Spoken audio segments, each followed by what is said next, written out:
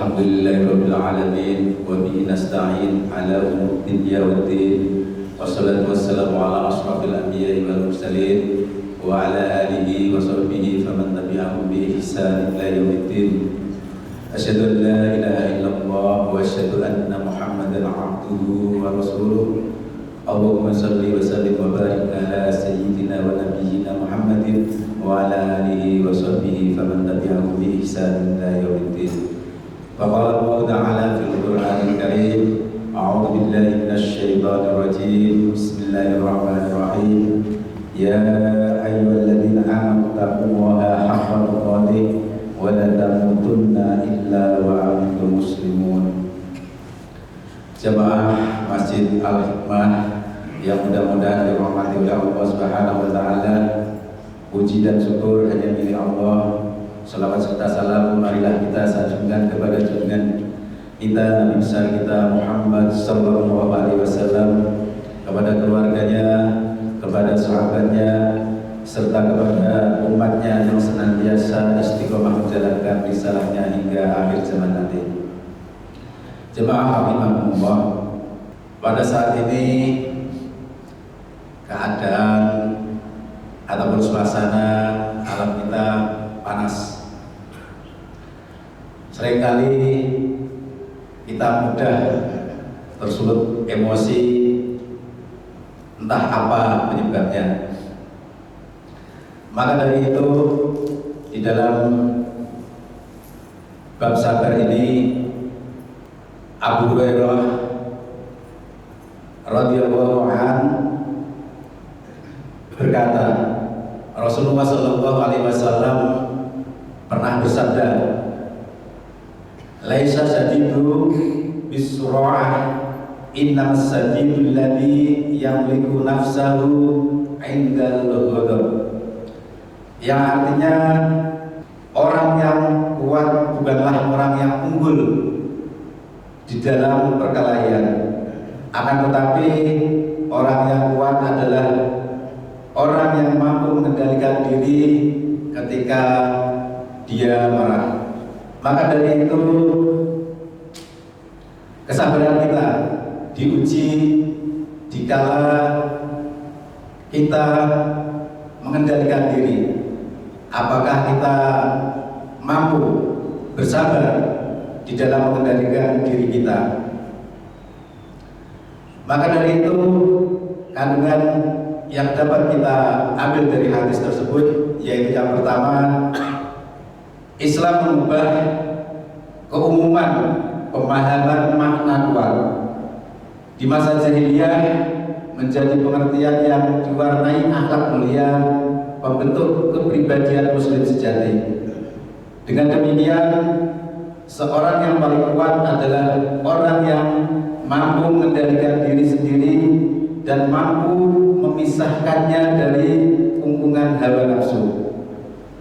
Kemudian yang kedua yaitu melawan dan mengendalikan hawa nafsu jelas lebih sulit daripada melawan musuh. Selanjutnya, marah adalah salah satu sifat manusia yang dapat diredam dengan pengendalian diri. Cara mengendalikan diri ini kita bisa melihat di hadis yang selanjutnya, yaitu hadis yang ke-46, yaitu dari Sulaiman bin Sa'ad radhiyallahu anhu. Ia bercerita, aku pernah duduk-duduk bersama Rasulullah sallallahu alaihi wasallam. Lalu ada dua orang yang saling caci memaki. Wajah salah satu seorang tersebut sudah memerah, urat lehernya kelihatan. Maka Rasulullah sallallahu alaihi wasallam bersabda yang bunyinya,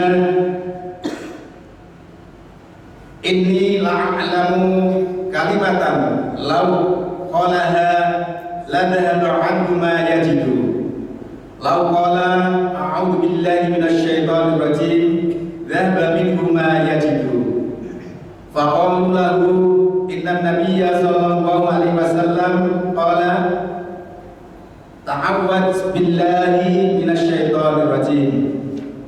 Yang artinya sesungguhnya aku mengetahui salah satu kalimat yang jika dia mengucapkannya maka akan hilanglah apa yang dirasakan olehnya itu dari hatinya. Seandainya dia mengucapkan a'udzubillahi minasyaitonir rajim, atau yang artinya aku berlindung kepada Allah dari setan yang terkutuk, niscaya akan hilang apa yang dirasakannya dari hatinya. Kemudian para sahabat berkata kepada orang yang saling caci mencaci tadi, sesungguhnya Nabi Shallallahu Alaihi Wasallam bersabda, berlindunglah kepada Allah dari setan yang terkutuk. Dari hadis tersebut terdapat kandungan yang pertama, yaitu hadis Sulaiman bin Suraid radhiyallahu anhu ini disarikan dari firman Allah, wa innama yanazza'unaka minasyaitani nazghun fasta'id billah innahu sami'un alim. Yang artinya, dan jika setan datang menggodamu maka berlindunglah kepada Allah, sungguh Dia Maha mendengar, Maha mengetahui. Quran surat Al-A'raf ayat yang ke-200.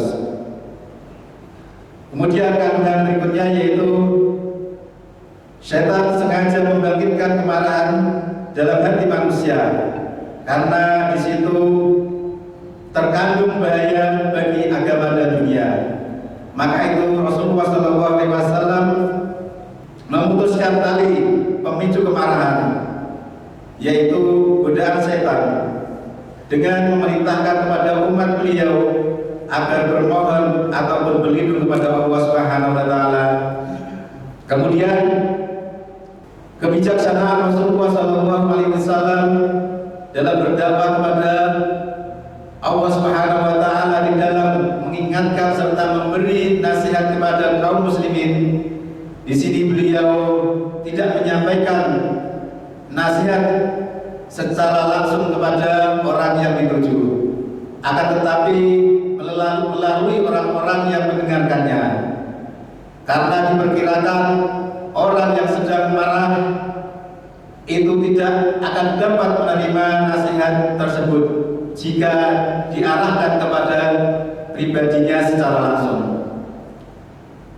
Kemudian disunahkan menasihati orang lain meskipun tidak diminta. Dari kedua hadis tersebut, kesabaran yang pertama yaitu kita dianjurkan bersabar di dalam mengendalikan diri kita.